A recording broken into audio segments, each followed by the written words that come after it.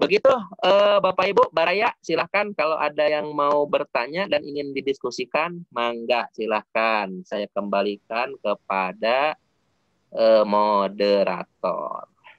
Ya, terima kasih Pak Benny, luar biasa sekali presentasinya. Kita give applause dulu untuk Pak Benny presentasinya. Silakan Bapak Ibu, jika ada yang ingin bertanya, atau Pak Benny, kita ada waktu 5 menit untuk break dulu. Mungkin Pak Benny apa mau dilanjut saja atau mau break dulu sambil teman-teman. Lanjut aja Pak, kalem aja kalau saya. Oke. Ini dari Pak Joko Susilo nih. Dari Pak Joko Susilo. Oh iya Pak, ya. Izin bertanya, apakah untuk audit internal harus melibatkan lembaga auditor atau cukup staf K3 saja? Minta tolong referensi sama lembaga auditor internalnya. Output dari internal audit ini apa ya? Jadi ada 3 pertanyaan dari Pak Joko ya.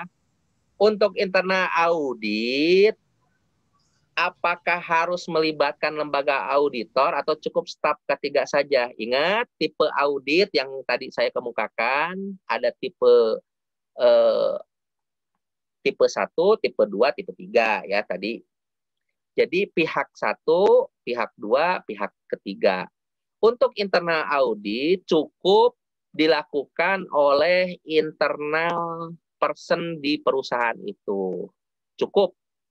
Tapi kalau mau melibatkan orang luar, seperti yang sudah tadi saya sebutkan, saya beberapa kali diminta bantuan untuk menjadi auditor di internal audit. Nggak masalah, Pak. Tetapi itu nggak wajib. Yang wajib itu adalah internal auditor.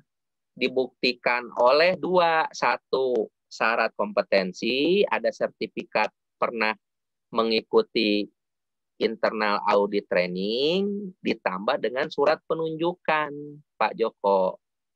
Jadi nggak usah melibatkan lembaga auditor untuk mengaudit internal perusahaan Bapak, kecuali ditentukan lain. Manajemen, misal ini, di suatu perusahaan, sebut saja perusahaannya perusahaan maju terus pantang mundur, auditornya terbatas. Cuma ada 2 personel, itu pun pekerjaannya udah segunung. Untuk melakukan internal audit, diusulkanlah meng-hire atau meminta bantuan pihak lain. Itu boleh, Bapak. Tetapi ingat, hasil auditnya itu tetap hasil audit internal, bukan hasil audit eksternal. Ya. Tolong minta referensi nama lembaga auditor internalnya. Nah, kalau lembaga auditor internal, saya sudah bilang, sifat tim auditor internal ini kayak 17-an, sifatnya panitia ad hoc.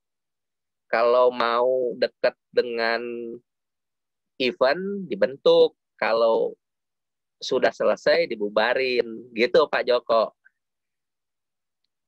Ada juga perusahaan yang berdasarkan SOP-nya, mereka membuat SOP-nya tetap tuh.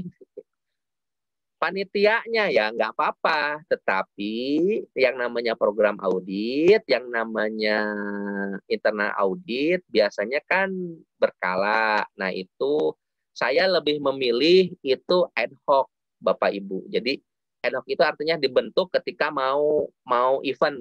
Nah kalau eventnya di bulan Maret, berarti 3 bulan sebelum bulan Maret, di Januari tim sudah dibentuk. Sehingga tim auditor berkesempatan mempelajari dulu SOP yang akan menjadi dasar kriteria audit di tempat auditi gitu.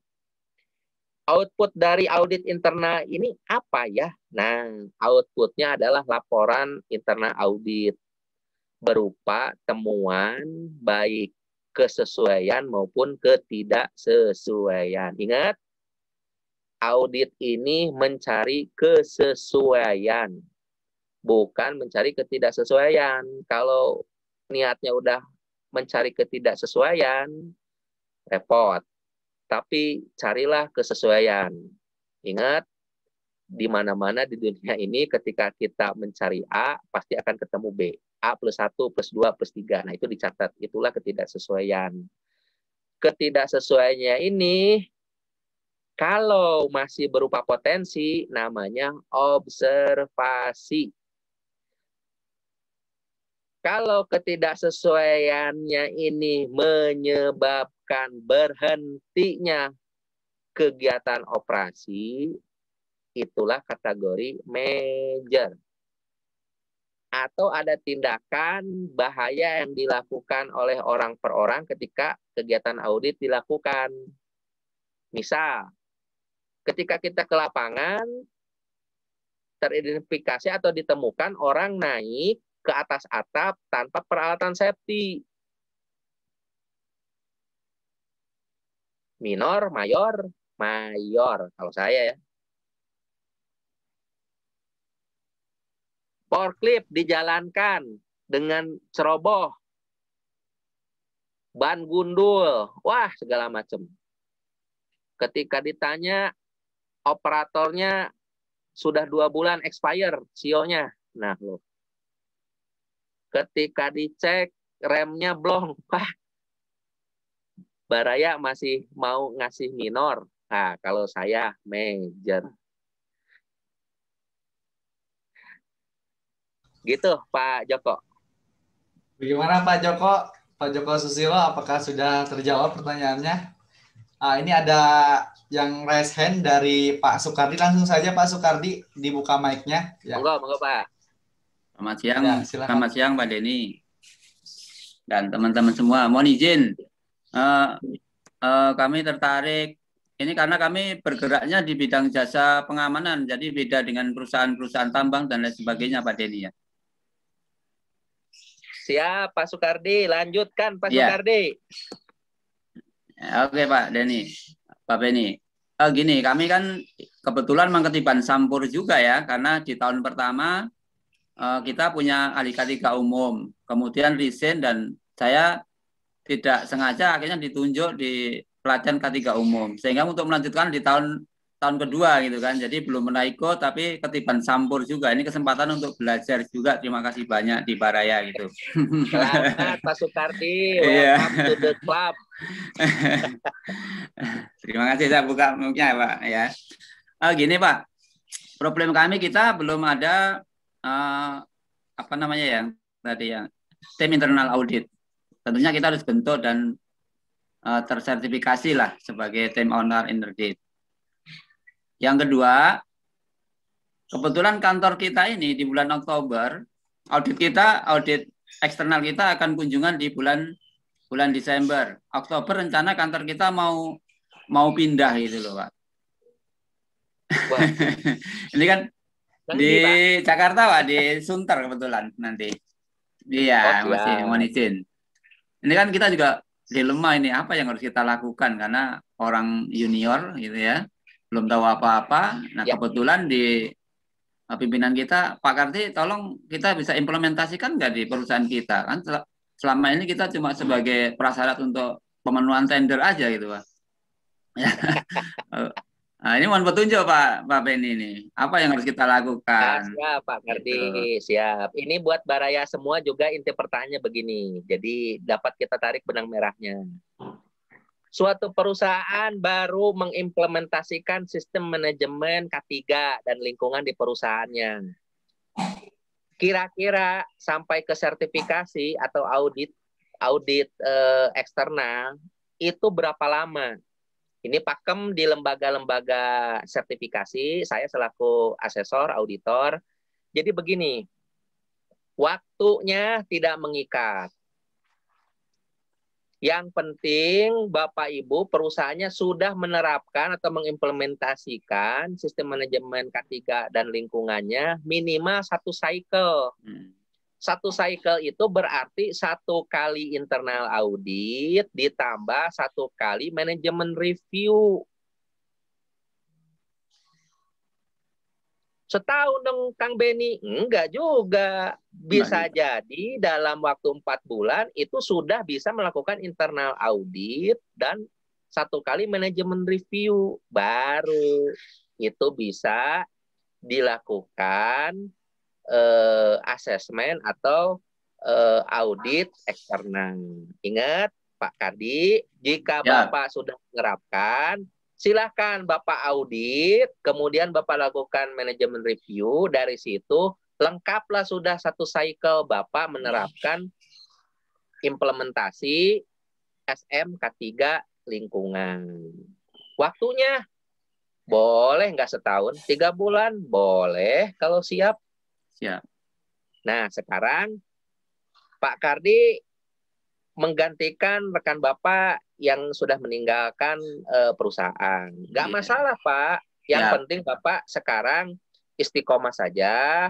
Kalau memang ada perlu bantuan, silahkan tuh hubungin Mas Ridwan, Mas Denny. Itu orang-orang baik semua itu, nanti dibantu. Terima kasih. Nah, Bang terkait Denny. dengan kualifikasi lembaga training untuk internal audit, saya bukannya mau mengesampingkan apa gitu ya. Cuma tidak ada syarat yang mengharuskan lembaga trainingnya harus ini itu, Pak. Siap. Standar itu ngomongnya personal yang ditunjuk menjadi auditor berkompeten dalam melakukan audit. Kompeten itu berarti ada 3 aspek, Pak, yang namanya kompeten. 1, pengetahuan. 2, keterampilan. 3 adalah perilaku. Kita dulu ketika di BNSP, selalu Pak, instruktur itu, TOT itu, ngomong kompetensi itu 3 aspek. 1, pengetahuan. 2, keterampilan. 3, kecakapan ya. 3 adalah attitude atau perilaku. Nah, Bapak kalau mendesak silakan hubungi Standar ID. Saya pikir di masa yang lagi susah ini kita saling bantu lah ya, gimana caranya nih perusahaan Pak Sukardi bisa pas ketika audit eksternalnya dilakukan. Silakan. Jadi kalau belum ada yang mengikuti pelatihan internal auditor, silakan hubungi Standar ID lah. Siap. Terima kasih. Betul. Itu jadi referensi kami juga nanti, Pak. Silakan Pak. Jadi itu tidak ada yang harus misalkan harus lembaga training Jerman. Enggak, Pak. Dibuktikan dengan sertifikat. Sertifikat misalkan ya dari lembaga misalkan Standar ID, ya sudah itu cukup. Itu auditor nggak bisa menolak. Gitu. Silakan Pak, tetap optimis Pak. Kita bantuin Pak. Siap. Nih, kita diskusi lagi di grup. Kita ada grup WhatsApp, ada grup Telegram juga nanti. Terima kasih Bang Ridwan. Terima kasih. Pak Kardi. Ini dari Mas Barkah nih. Ya, Kak Willy Sanjaya Pak, izin bertanya, sesuai PP 50 tahun 2012 ada 12 kriteria pemeriksaan audit SMK 3. Jika berpedoman peraturan tersebut, perusahaan diharuskan melakukan internal audit yang berpedoman SMK 3. Lalu, apakah dalam menyusun kertas kerja audit harus berpedoman 12 kriteria tersebut? Atau bisa mengambil kriteria yang sesuai kondisi perusahaan? Nah, ini juga perusahaannya baru 1 tahun menerapkan sistem SMK 3. Baik Pak, silakan siap. Untuk Mas Barkah dan Baraya semua, untuk SMK 3 ya, PP 50. Ingat, kriteria audit itu dibagi menjadi 3 level. Ada yang 64 kriteria, ada yang 122, ada yang 166. Nah, jadi 12 kriterianya mah tetapi kriteria auditnya mengacu kepada sertifikat audit eksternalnya. Lihat itu ada NB itu nambah ya. Perusahaan saya baru 1 tahun ini melakukan sistem SMK 3. Nah, dilihat apakah sudah sertifikasi? Enggak. Nah, kalau sertifikasi, ketika mengajukan sertifikasi menggunakan kriteria audit berapa kriteria? 64 kah, 122 atau 166, Mas Barkah? Silahkan. Kalau sertifikasinya menggunakan kriteria audit 1, 64 misalkan, ya udah berarti internal auditnya ngacu ke 64 kriteria audit, selesai. Begitu seterusnya. Ya. Jadi kalau untuk SMK 3 PP 50 itu lebih enak. Jadi sudah ada formnya, sudah ada listnya, daftar pertanyaan sudah ada, auditornya tinggal jalan aja nanyain. Apakah Bapak sudah menyediakan prosedur ini? Ada, contreng. Gitu. Ya, jadi Mas Barkah, silahkan dilihat apakah perusahaan Mas Barkah itu menggunakan kriteria audit berapa? 64, 122, atau 166. Kalau 64 yang ngikutin 64. 122 ya 122 dan seterusnya ya. Yang lain? Ya, bagaimana Mas Barkah? Apa ada yang ingin ditanggapi lagi? Sebelum ke pertanyaan. Terima kasih Pak Fedi. Ya, moga Mas Barkah sehat-sehat di sana ya. Oke Pak. Selanjutnya silakan Bapak Ibu, mumpung narasumber kita masih di sini ya, dan kita masih ada waktu untuk diskusi sekitar 20 menit. Silakan Bapak Ibu, ada yang ingin bertanya langsung saja di open mic-nya atau raise hand atau chat di kolom chat. Ingat ya, sekali lagi, untuk pelatihan training internal auditor itu tidak sekompleks atau seformal yang dipersyaratkan oleh standar, kecuali Bapak Ibu harus menjadi asesor ISO, auditor ISO. Itu lembaga sertifikasi. Tapi kalau untuk internal audit, silahkan saja pilih lembaga-lembaga training yang menyediakan materi-materi internal audit. Ingat, kita masih berkutat pada kertas, sehingga kertas itulah yang dibutuhkan ya. Jadi selama standarnya belum mengatur, pilihlah yang paling kompetitif. Bahasa dulu adalah bahasa yang paling ekonomis gitu loh, Bapak Ibu Baraya. Jadi ketika ada pelatih, ketika ada mau merefresh para auditor di perusahaan Baraya, ya sudah cari aja, misal ke saya bukan promosi standar ID ya, cuma ya sudah nggak usah kemana-mana gitu, maksudnya ya udah ini aja. Yang penting itu bisa di-refresh materinya sesuai dengan SKKNI, ditambah dengan ada sertifikatnya. Jadi begitu. Jadi jangan membuat kita overspec, juga tidak underspec. Ketika dipersyaratkan harus ada sertifikat pelatihan internal auditor, ya sudah ada nih. Siapa yang mengadakan itu lain soal. Begitu. Jadi kadang saya menemukan beberapa tempat kerja yang mengeluh, Kang Beni ini gimana ya, pelatihan internal auditor itu kok gini mahal. Siapa bilang Bapak diminta itu dari mana? Begini, enggak, saya bilang, kecuali itu untuk internal audit atau auditor SMK 3. Nih satu lagi Mas Barkah dan Baraya yang lain.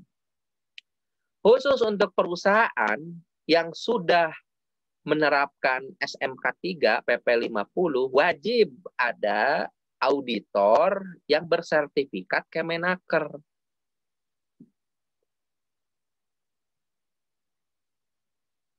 Jadi khusus untuk SMK 3 PP 50, auditornya wajib sertifikat Kemenaker. Itu.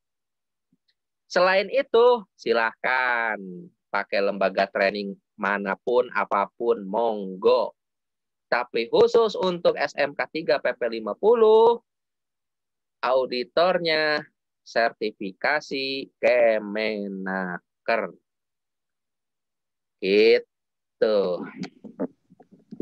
Nah, pertanyaan lagi nih Pak dari Pak Soekardi. Pak Beni, kenapa audit tidak masuk ke bagian keuangan ya? Kan ada SOP juga, perlu kita pastikan kesesuaiannya. Terima kasih. Bukan tidak masuk Pak, monggo. Kalau di SOP Bapak, ruang lingkup auditnya menyatakan bahwa itu menjadi skup audit, monggo. Ya. Kan kita suka kesel ya, selaku praktisi QHSE, aduh budgetnya nih suka aduh ya gitulah ya, budget susah, udah disetujuin pun dipotong gitu kan. Nah ntar gue bales nih kalau audit gue tanya-tanyain lah. Biasanya begitu. Kenapa tidak masuk ke bagian keuangan? Pak, Bu, Baraya semua, ingat. Yang kita audit itu adalah sistem manajemen. Kalau dilihat konteks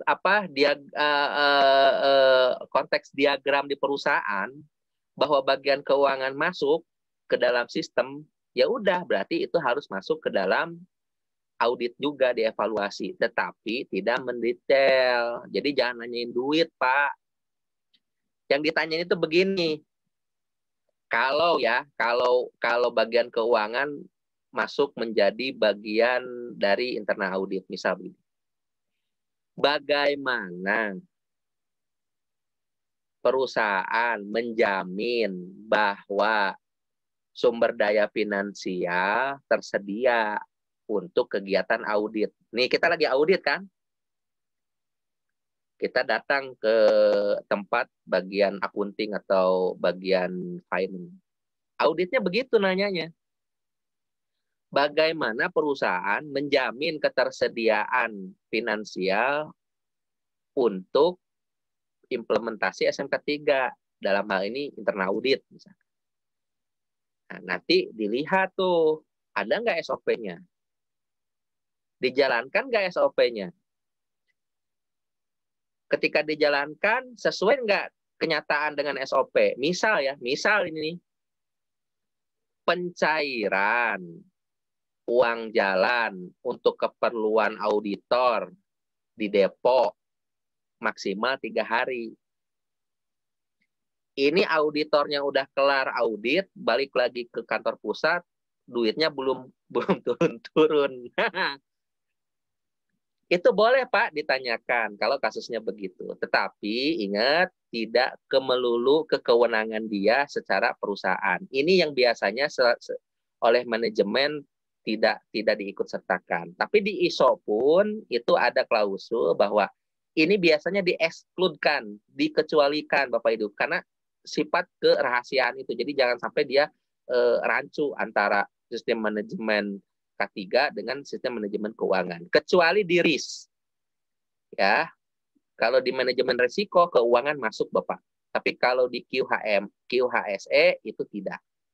Disepakati tidak. Tapi kalau di SOP Bapak masuk, ya udah masukin aja.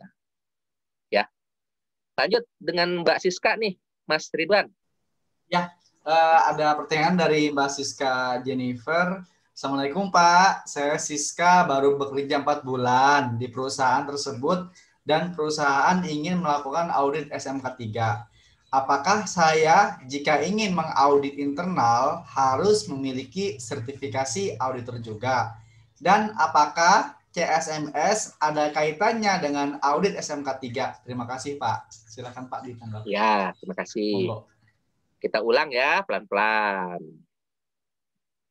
Perusahaan yang sudah sertifikasi atau mau sertifikasi SMK 3 PP 50, salah satu persyaratannya adalah untuk personel harus memiliki auditor. Auditornya itu harus kualifikasi Kemenaker, itu syarat, nggak bisa ditawar. Jadi kalau Mbak Siska perusahaannya SMK 3 PP 50, kalau Mbak Siska mau mengaudit SMK 3 PP 50, Mbak Siska wajib mengikuti training auditor Kemenaker.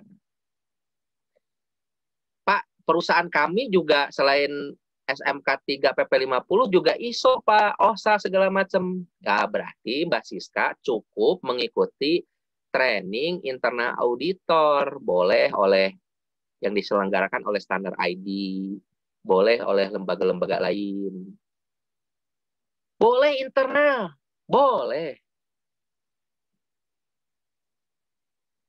Jadi perusahaan Mbak Siska nih, misalkan perusahaan Bangun Jaya, nah misalnya nama perusahaannya Bangun Jaya, untuk mendapatkan kompetensi auditor, maka perusahaannya melakukan pelatihan internal audit. Siapa instrukturnya? Misalkan manajer QHSE-nya. Boleh. Ngeluarin sertifikat sendiri boleh? Boleh. Khusus untuk SMK 3 PP 50 wajib Kemenaker. Hubungan CSMS dengan audit SMK 3 ada nggak? Ada. Baik-baik saja malah. Harus baik-baik saja. Jadi CSMS, jadi begini ya, dokumen CSMS itu adalah dokumen yang disusun oleh perusahaan pemasok kepada perusahaan yang dipasok terkait dengan sistem manajemen K3. Ingat, formatnya mengikuti format yang dipersyaratkan oleh perusahaan yang dipasok. Misal Pertamina, dokumen CSMS-nya itu dokumen CSMS template Pertamina. Beda dengan Chandra Asri, beda dengan perusahaan-perusahaan lain. Ada kaitan dengan audit SMK 3? Ada, karena di CSMS itu adalah intinya adalah PDCA. Ada plan. Plannya itu apa rencananya? Terkait dengan komitmen manajemen. Terkait dengan perencanaan identifikasi bahaya dan penanganan risiko sama. Kemudian ada aspek implementasi. Ada aspek evaluasi. Kalau di CSMS tidak mencantumkan audit, berarti corrective action-nya tidak ada. Sehingga biasanya itu tidak lulus. Makanya dokumen CSMS harus mencantumkan apa saja semua aspek yang dipersyaratkan oleh dokumen, oleh perusahaan yang dipasok oleh kita. Ya, jadi kalau Pertamina kita mau memasok apa misalkan, memasok ke Pertamina, memasok apa ya Pertamina ya biasanya jasa lah, jasa lumpur pengeboran, mau jual inilah, mau jual minyak sintetik untuk pengeboran, drilling oil. Nah, kita wajib lulus prakualifikasi. Prakualifikasi itu dokumennya itu CSMS. Template-nya tergantung Pertamina. Nanti dinilai batas kelulusan misalkan 75. Sehingga nanti ketika kita lulus di dokumen prakualifikasi SMS itu nilainya nggak 75. Lulus prakualifikasi doang hanya untuk mengikuti tender. Jadi itu penapisan level pertama.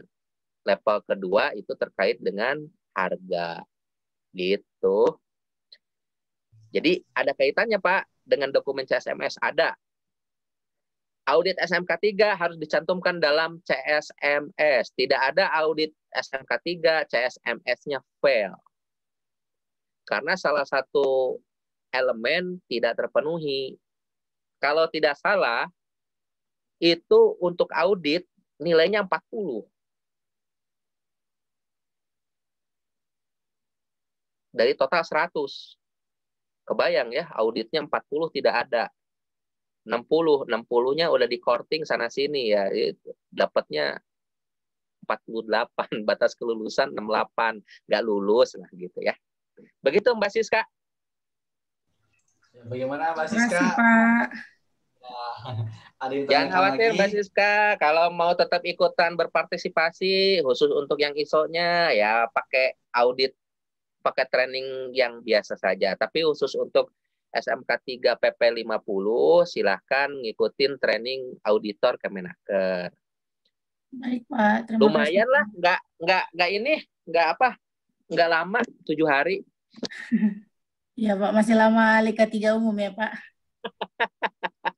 Iya betul. Kan syaratnya untuk ngikutin auditor SMK 3 sudah punya SKP AK3 umum minimal. Boleh SKP yang lain? Boleh. Yang penting ahli K3. Mau ahli K3 kimia gitu ya. Silahkan. Baik Bapak Ibu, masih ada waktu 5 menit lagi. Kita kasih waktu satu pertanyaan, kita kasih kesempatan untuk Bapak Ibu satu pertanyaan lagi sebelum nanti ditutup. Silakan Bapak Ibu langsung saja kalau ingin bertanya bisa lewat chat atau open mic-nya langsung, silakan. Sok, mangga. Di internal audit, direksi, di audit nggak? Kang Benny, ayo. Baik Bapak Ibu, silakan ditanggapi. Audit, Pak. Di audit ya, sepakat ya? Iya, Nah, di sepakat. audit. Tapi nggak ada yang berani, Kang Ben. Iya. Bagaimana Kang Ben kalau misalkan personelnya terbatas? Berapa sih jumlah tim audit internal itu tiap grup? Nah, nggak ada yang nanya nih dari tadi. Nah, itu tadi lupa saya, Pak Benny. Ya, idealnya lebih dari satu idealnya. Jadi ada auditor kepala sama auditor anggota. Tapi kalau tidak ada sumber dayanya cukup satu. Berapa grup Kang Benny? Ya sebanyak-banyaknya supaya skaternya lebih banyak sehingga kemandiriannya lebih bagus. Kalau nggak ada, ya 2 grup. Kalau 1 grup, nggak mungkin. Karena nanti tempat auditor diaudit, siapa yang mau ngaudit? Kan gitu. Minimal ada 2 tim audit. Ya, berarti kalau minimal 2 orang per tim, berarti minimal ada 2 grup, berarti 4 auditor. Gitu ya, ngitungnya ya. Jadi kalau ditanya sama manajemen, Mbak Siska, berapa kebutuhan auditornya tahun ini yang harus kita siapkan? Nah, Mbak Siska bisa ngitung. Kalau 1 tim audit 2, kebutuhan minimumnya 2 grup, berarti harus ada 4. Berarti, 4 Pak. Berapa biaya yang dibutuhkan untuk tim auditor ini? Ya udah, dicari aja lembaga audit kalau di luar SMK 3. Oh, ternyata 500.000 dikali 4, 2 juta, Pak. Gitu. Jadi gampang menjawabnya. Tidak susah. 1 orang boleh nggak, Kang Ben? Boleh. Tapi kan nanti yang mengaudit dirinya sendiri siapa? Nggak boleh dirinya sendiri, kan gitu. Minimal 2. Jadi tim audit tuh saya pernah memimpin departemen yang personal QHSE-nya dengan saya sendiri itu cuma 2. Itu di Jawa Timur. Pabriknya mempekerjakan 870 orang. 3 shift. Jadi MR merangkap QHS manager, merangkap inspektor, merangkap lead auditor. Wah, itu tuh pengalaman itu 2009, 2010, 2011 Februari. Pengalaman. Jadi MR, QHS manager, kemudian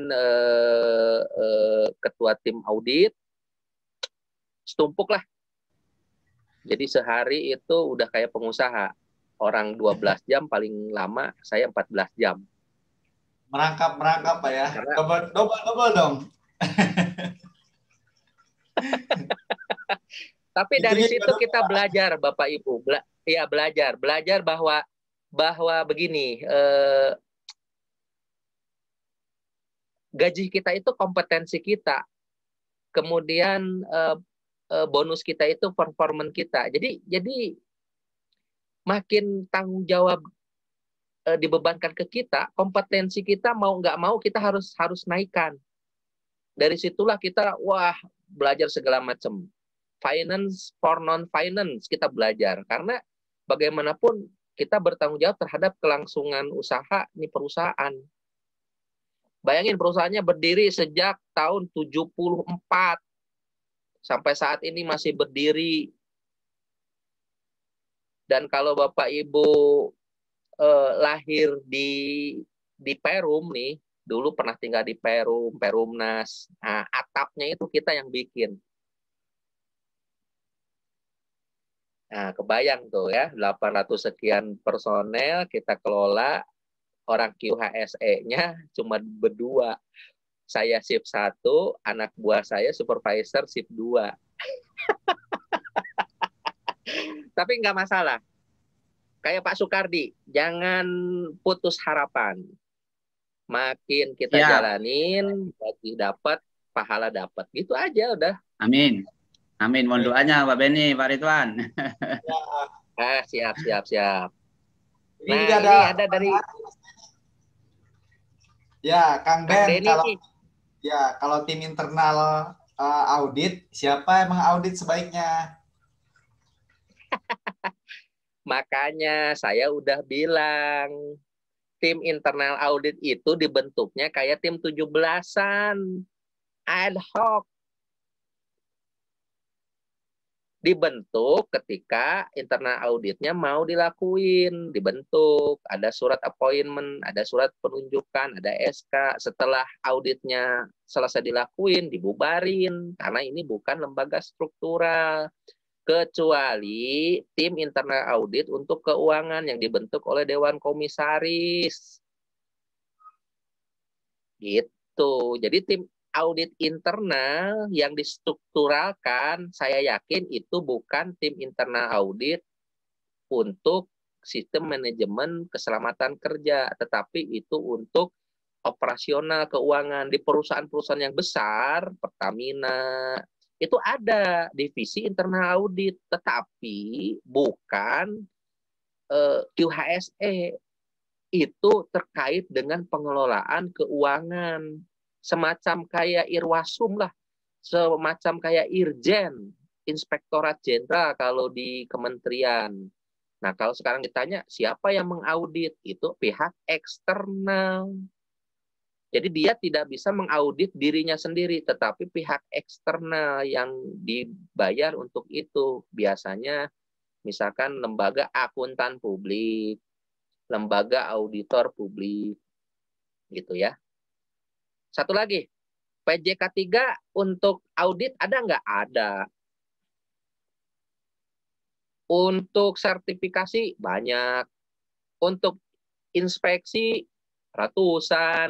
Nah, jadi kalau sumber daya internal tidak mencukupi, silahkan menggunakan sumber daya eksternal. Yang penting siapkan saja budgetnya. Muhammad Fatoni bertanya, untuk kompetensi auditor, apakah sertifikat ahli K3 umum dari BNSP bisa berlaku? Begini. Bukan kadang ya. Di kita itu masih berlaku satu dokumen tidak untuk semua. Jadi harus spesifik.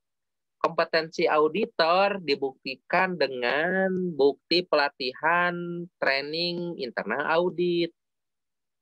Kalau sertifikat ahli K3 umum itu hanya untuk training ahli K3 umum beserta SKP-nya. Tetapi untuk internal audit spesifik itu coba ikut ke internal audit training ya. Bisa berlaku. Kalau saya nih, Pak, ya, saya mengelola perusahaan, silahkan. Karena secara kompetensi dia lebih, tapi saya nggak akan ikut sertakan karena saya nggak akan karena begini, sertifikat itu di kita itu masih ini loh, masih apa ya, masih berharga, masih ditanyain. Jadi sebelum ada tes praktek kita kan selalu bertanya mana bukti ijazahnya, gitu. Kalau di Amerika enggak, saya pernah tukang las. Di kita tuh untuk tahu bahwa dia tukang las yang baik, setumpuk dokumen tanpa praktek. Kalau di Amerika praktek dulu, lu praktek dulu ya kan, XYZ, oh ini bagus, dokumennya nggak dilihat. Balik lagi ke Muhammad Fatoni, Mas Fatoni, untuk kompetensi auditor silakan ikut training internal audit, nggak mahal, nggak ribet, boleh internal perusahaan, boleh minta tolong ke Standard ID. Untuk auditor QHSE apakah bisa dilakukan secara terpisah-pisah? Maksudnya boleh. Sesuai dengan SOP-nya. Mas Patoni. Kalau di Mas Patoni ngomongnya boleh parsial, parsial. Ingat, kombinasi itu ada audit kombinasi, ada audit gabungan. Nanti di materi bisa dibaca ya, apa yang dimaksud dengan audit gabungan, apa yang dimaksud dengan audit kombinasi. Internal audit QHSE masuk ke dalam audit kombinasi. Beberapa standar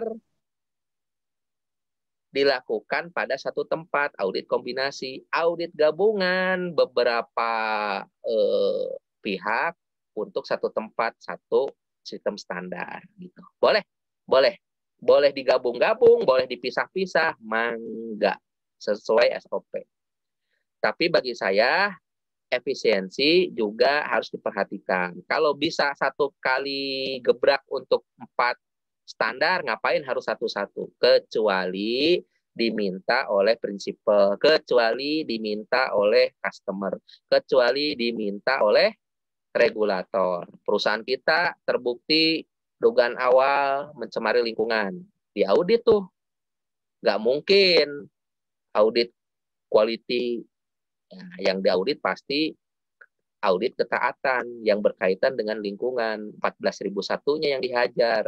Gitu. Lagi, untuk proses audit, apa boleh dilakukan sampling satu tempat saja di area operasi saat observasi? Nah, begini.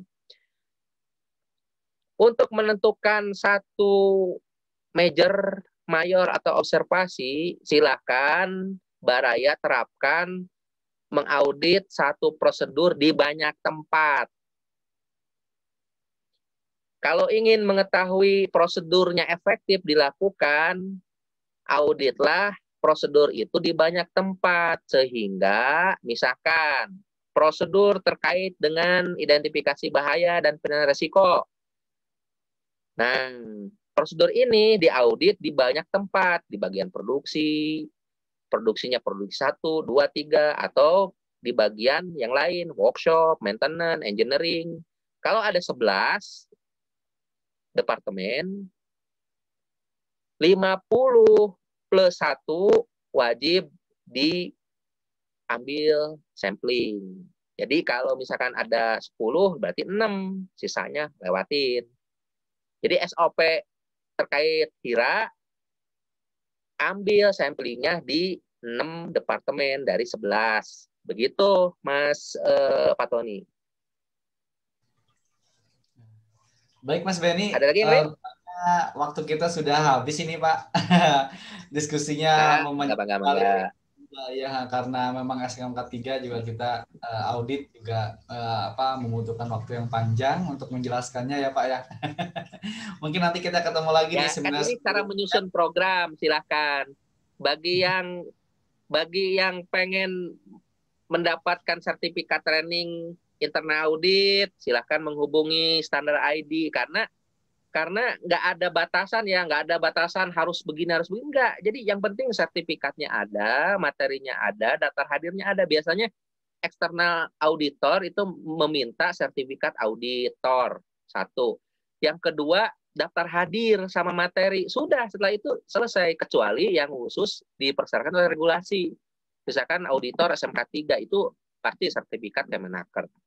Di luar itu, silahkan pilih lembaga training baik eksternal maupun internal yang cocok, disesuaikan dengan kondisi perusahaan Bapak Ibu. Lagi begini nyari yang mahal-mahal, kasihan. Kita harus tepat seliro kan. Orang QHSE lagi begini, waduh, minta keluar negeri misal ya. Udah pakai standar ID aja tuh, Mas Ridwan tuh. Ya, baik, terima kasih Pak untuk informasinya. Teman-teman dan bapak-bapak, ibu-ibu, untuk yang belum mengisi absensi, saya ingatkan lagi untuk mengisi absensi di link yang ada di kolom chat. Silahkan kita beri waktu untuk mengisi absensi.